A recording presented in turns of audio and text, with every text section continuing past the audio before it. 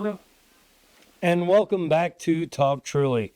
Talk Truly is a podcast by Truly Effortless Events. So you could find this, I know you might be watching this on Facebook or Instagram or something like that, but you can find us on talktruly.com, which is on our YouTube channel.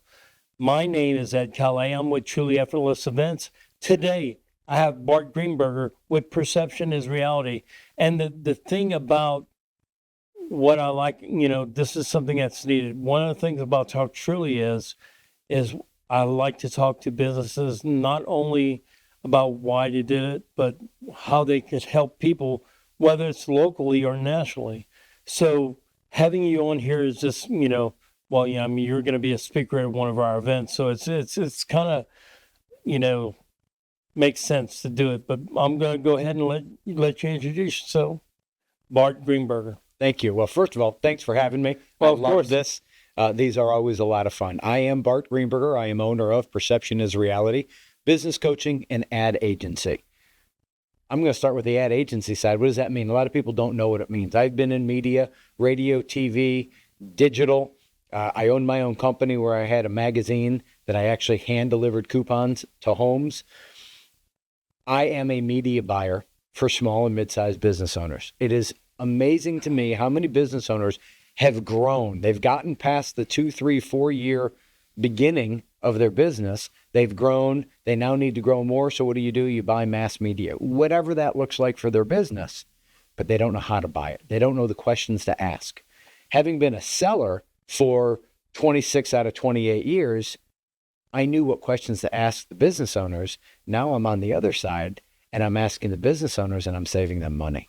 In fact, I've got an advertiser here in town who, and I won't mention any names, but it is a well-known company that they decided to go into TV.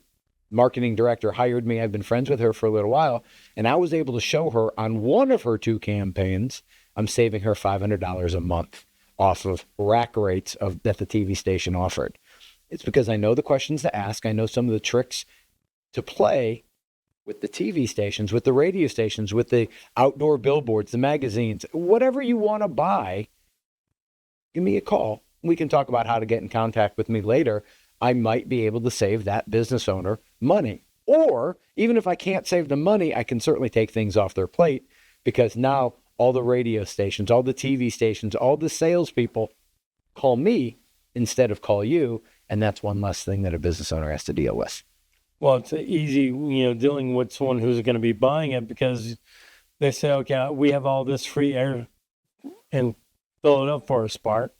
And that's exactly what happens. You and I have talked a little bit. We are not working together yet. Hopefully that's going to happen in the past, but you've been able to call me, ask me some questions, and I've given you real world, blunt advice on, oh, that's a good thing, or, oh, don't do that. Because I have some experience. I have almost 30 years of experience on both the buying and the selling side. Oh, wow. So even like someone who is just starting a business, would you suggest advertising right when they start or just give them a little footing before they do it? Or it depends. It does depend. Depending on what your business is, it all has to do with your margins. If right away when you come into business and you're already making money on every project, yes, advertising makes sense. As the business coach side of me, which we'll get to here in just a second, I might say advertising right off the bat isn't a good idea because you're going to get people to come to you and you don't know your systems and processes. You're going to hear me talk about systems and processes a lot today. It took me almost 15, maybe 18 years to really figure out my processes when I sold television. Eventually, I ended up in Champaign, Illinois, and I was at the number one. We were a CBS affiliate. We were a legacy 70-something-year-old station.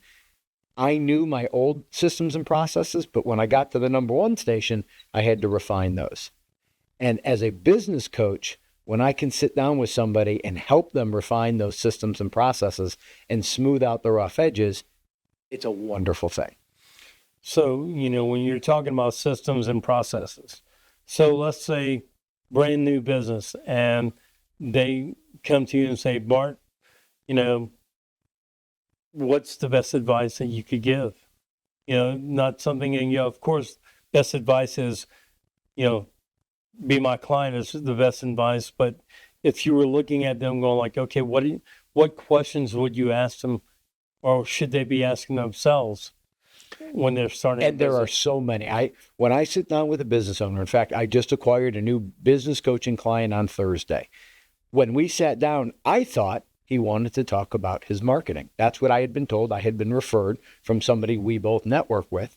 And I thought it was a marketing conversation. And as the conversation kept going, I could tell that this guy who's been in business 2.5, almost 3 years, he's an electrician. He needed a little bit more help in shoring up his processes. So one of the first questions I ask is, what do you do? Now, I preface it by saying, let's pretend that I haven't been in business 25 years. Let's pretend that I haven't been to your website, which I have. But let's pretend that I don't know anything for just a second. Tell me about your business. And when a business owner says next is their perception of what their business is. So I could go online. One of the downfalls about websites is that people create a website the first time, they get it all snazzy, it looks wonderful, and then they don't touch it again. And it could be years. I'll be honest. I haven't touched my website with a couple of minor tweaks in 2.5 years. So when somebody comes on, like a salesperson, if I were selling media or even a business coach, and I go and I read that website and I see what they do, it may not be what the owner thinks that their business really is. And the owner knows better than anybody what she or he wants their business to be. So as weird as it sounds, the very first question I'm asking is, tell me about your business. What do you do? And whatever they say next is most important. One of my other favorite questions, and I go down a little bit of a hole. I'm now done with most of my other questions. It's been 30 minutes, 40 minutes, however long the business owner gives me. And I said at the very beginning, I asked you my dumbest question first. What do you do? Now I'm going to ask you my favorite question. A lot of people don't know I'm related to Harry Potter. Shh, shh, shh. Ed, keep it on the down low. I don't like people knowing it. I keep my magic wand in the car. So now when I do this, I've got their attention a little bit. Almost everybody knows who Harry Potter is and the story of the wizard. And I say, if I could pull my magic wand out and I could do one very specific thing for your business, Ed, what's the number one goal for 2025? Now, I'm not asking you, but that is the question I ask at the end. And a lot of people don't realize that that is the most important answer that they're going to give me that day. Because what they perceive their business to be, and then what their goal is for, in this case, the rest of 2025. We're filming this in mid-May. So that still gives them 7 months of runway for the end of the year. My number one goal as a coach or as a marketer is to fulfill their number one goal. Now, most business owners, they want to grow their business. And some business owners are actually embarrassed by that answer. No, we are all in business to grow our business. How do we go about doing that? Whether it's coaching. One of the things I do on the coaching side is we go over goals. So we talk about all of the goals that people want to do. And people don't realize I am where I am today because of goals. I read a book by Anthony Robbins, Tony Robbins. We all know him. He's making a resurgence, although he never really went anywhere. Yeah. 1997, I listened to the book, Awaken the Giant Within. Same here. Yeah, okay. That day, I started writing down my goals. Now, over the years, I've refined my processes. Everybody, and I don't remember exactly how Anthony Robbins says to go about it, but you write them down, you read them out loud. I take it to a whole nother level. Not only do I write down every single goal, but most of the people watching this, if they are into business, and I bet they are, they've probably heard of the SMART goals, the acronym SMART. S is for specific. Every goal has to be specific. It needs to be measurable. It needs to be attainable or achievable. It needs to be realistic. And the A and the R are kind of similar to it. Yeah. And then T is time bound, by when. So when I sit down with my business owner and we go over the SMART goals, every goal is written in past tense. Every goal has a date on it. And I encourage my clients to read their goal out loud to themselves at least once a day, because the brain figures out a way how to get it done. To make it happen. 1998, I'm working at a radio station in St. Louis, Missouri, and they offer a contest. And the one salesperson is going to go to Scotland, and their significant other, their and a guest. In Yeah. my case, my wife. I wouldn't be married today if I didn't take my wife in 1998 to Scotland. I just gave away the ending. I won the trip. And I'm sitting down with my boss, and I'm only 2 years into selling media. And I said, yeah, I don't know if this contest is really for me. And he says, why not you? If anything, you have just as much a chance as anybody else. And I needed to hear that. And I wrote down my goals, and my goal was to go to Scotland. And one of the things that I do, Ed, that most people don't, is not only do I have an initial goal, most people might have 3 personal, 3 professional, 3 financial. Yeah. I just updated very recently my second quarter goals. Obviously, we're in second quarter, and I probably have 11 personal goals, 7, 8, 9, 10 professional goals, and then 4 or 5 financial goals. And then at the bottom, I also put some long range goals. And we'll come back to one of them. I missed a 5-year goal. My wife and I missed it by 5 days. Oh, wow. And we'll talk about that here in just a second. That has to do with us moving to the Chattanooga area. But then I started reading my goals every day. And not only the end goals, but the process goals. I want to give your listeners, your watchers, your viewers a real world example. Yeah. I turned 50 in September of 2020. It was on a Tuesday. My father, my sister flew into town. The family goes for a dinner, and I had a piece of chocolate cake. And I'm telling you, it was fantastic. I then went 28 days without eating another piece of food because I was going on to keto, and I wanted to make sure that my body went into ketosis.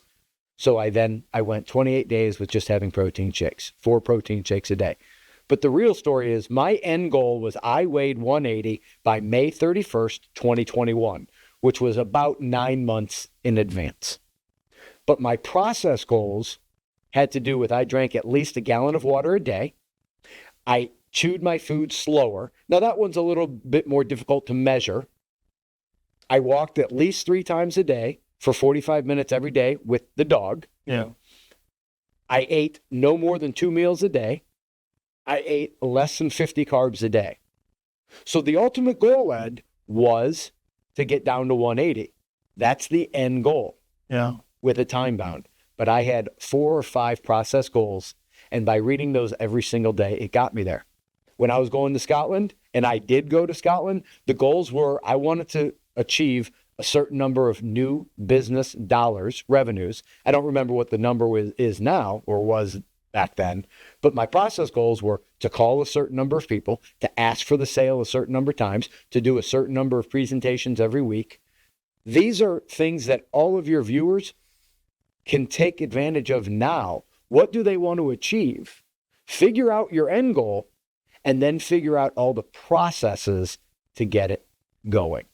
My wife and I, maybe the best trip or the second best trip we ever took was our trip to Scotland in October of 1998.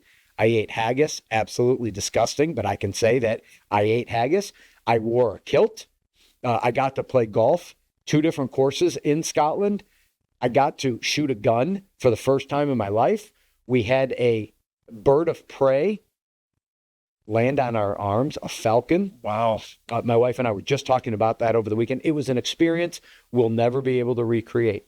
And it was all because I set goals and I achieved those goals.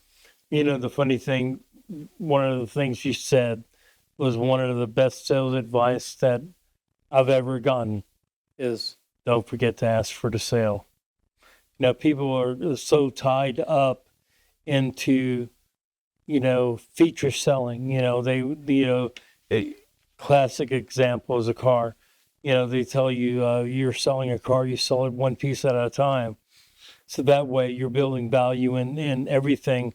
So at the end, when you're saying, oh, it's going to be X, Y, Z amount of dollars, you've built the value for that. But a lot of people get so caught up into selling instead of asking for the sell.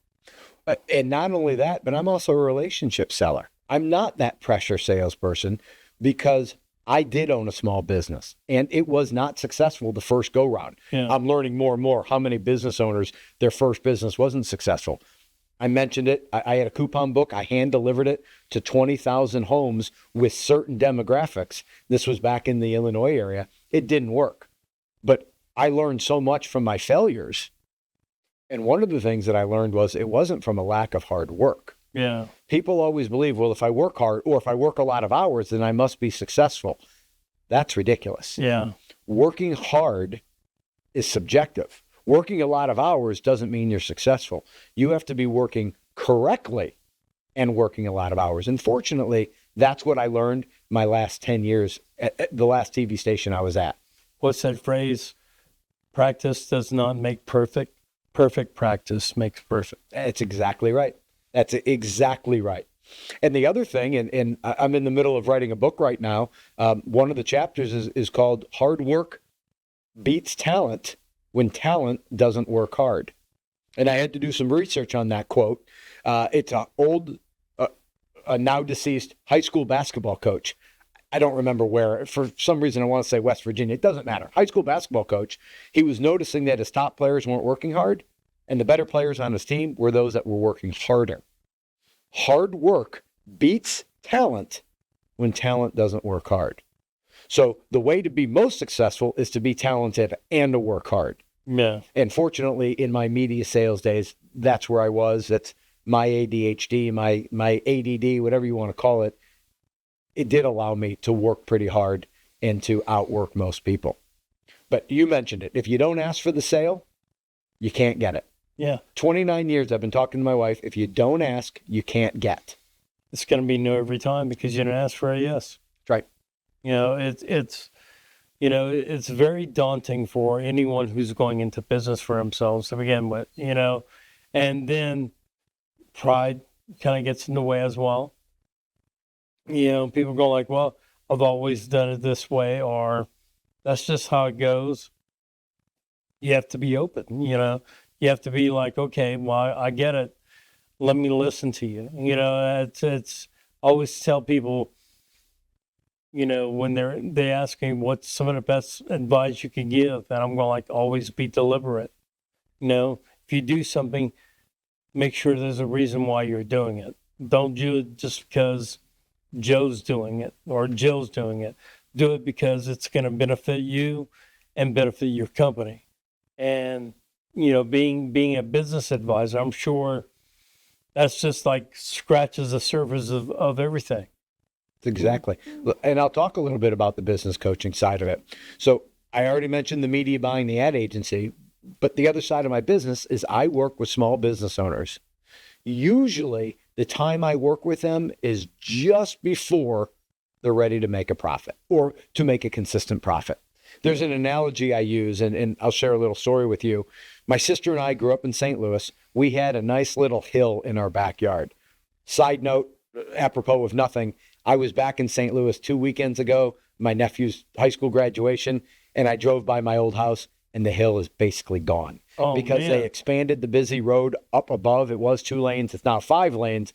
So my parents' old house lost a lot of the land up top.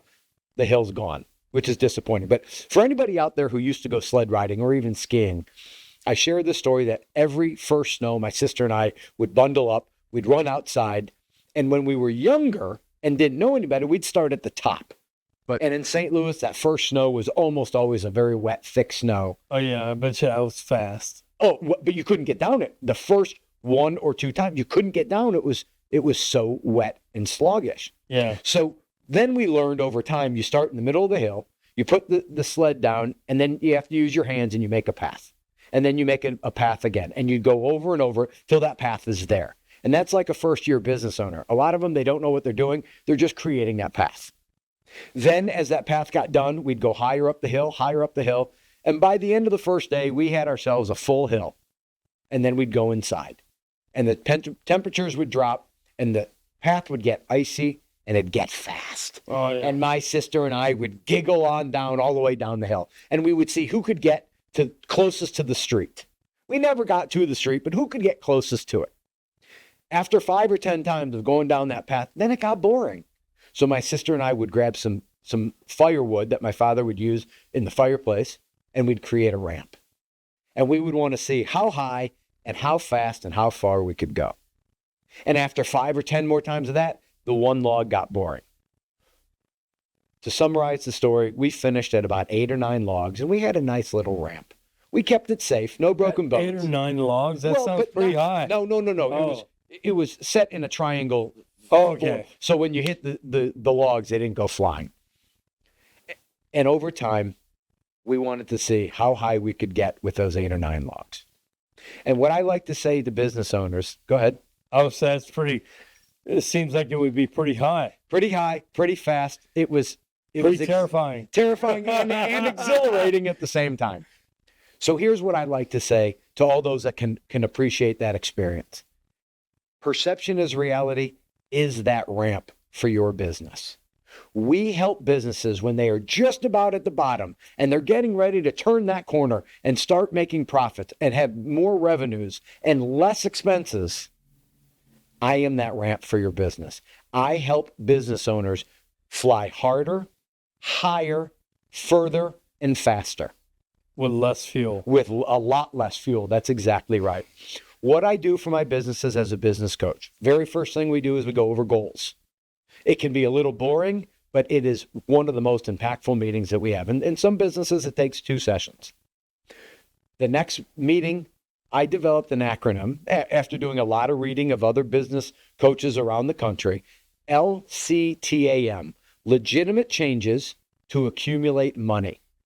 What does that mean? I know, I see the look on your face. Yeah, it's kind of like, okay. What does legitimate changes to accumulate money mean? L stands for leads. C stands for conversions. The T stands for transactions, the A for average sale, and the M for margins. Now, I'm not going to bore you too much in it, but I'll go into it and say with leads, I sit down with business owners and we talk about where are you getting your leads from? What can we do to get you more leads?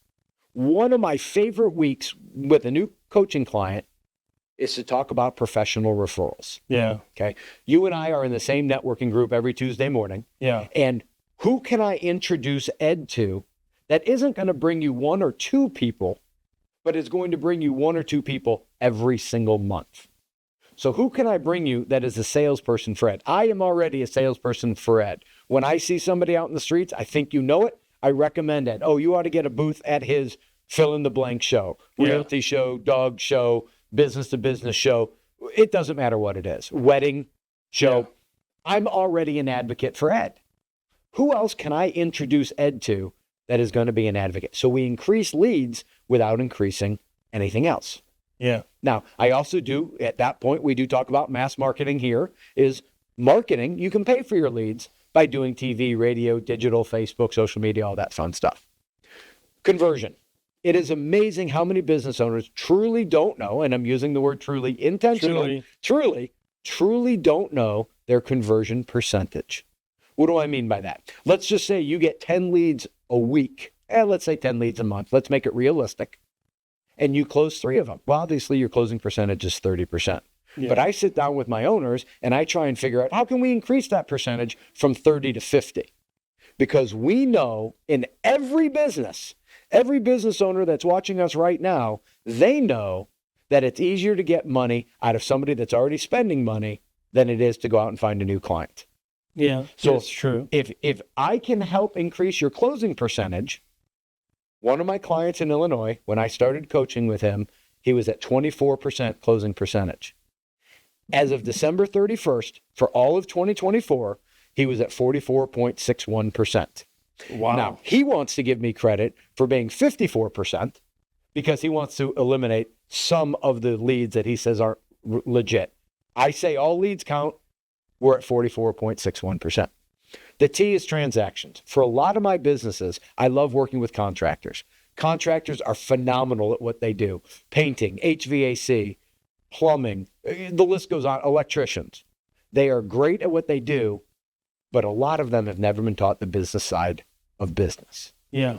They have a mentor. They were an apprentice and they were learning how to rewire XYZ, or they're a mechanic and they were taught how to do XYZ, but they were never taught the business side of it. Well, because that was their passion. And, people need to realize, you can love what you do. That's your passion, but there is a business side. I was just talking to a bookkeeper, same thing. You know, and advice that was given to me when I was younger was going like, find what you love to do, find the people that love what they like to do. That's part of your company, like bookkeeping or accounting or anything. The advice is you make the money, have someone else count it. Now, it's been an amazing time getting to know more about you, and it seems like it could go on forever, further. But if someone was trying to get in touch with you, what's the best way to do it? There are a number of different ways. First of all, you can check out my website. The name of the company is Perception is Reality Business Coaching and Advertising Agency. The website is PIRBiz.com. PIR, Perception is Reality, BIZ.com. You can always send me an email, bart.greenberger@yahoo.com, or my cell phone, which is on the screen, 217-597-1357. I moved here from Illinois, decided not to change the cell phone number, and I'm finding out that people in Chattanooga, people who are moving here from all over, they don't change their number. Nobody does. I mean, it's such a personal thing. Now, are you on Facebook as well? I do have a Perception is Reality Facebook page. I don't promote that a lot. That's another one of those things. The cobbler's shoes go barefoot. The cobbler's kids go barefoot. I just don't spend a lot of time on my Facebook page. But yes, Perception is Reality Business Coaching is on Facebook as well. Oh, well, that is interesting. What is one piece of advice you would give anyone starting a business, just briefly? Ask more questions. Ask more questions. When they've got a prospect in front of them, ask more questions. It's not about your business. It's what you can do for them. I'm gonna steal one quick line. Simon Sinek said, "What is your why?" And when people can figure out their own why do you do what you do? You are going to be such an asset to everybody else. Wow. Thank you so much, Bart. Appreciate it. This was awesome. Thank you, Ed. Yeah. And thank you again for joining us on Talk Truly. Again, if you're watching this on Facebook or Instagram or even TikTok, you go to talktruly.com. I want to thank again Area 52, their studios in Ringo. It's a beautiful studio. If you have a chance, go to area52.com. Check it out. They even have a station on there. You can learn a lot about doing it. If you want to do your own podcast, do your own show, great people. Love working with them. Again, thank you again. My name is Ed. The name of the company is Truly Effortless Events, and this is Talk Truly.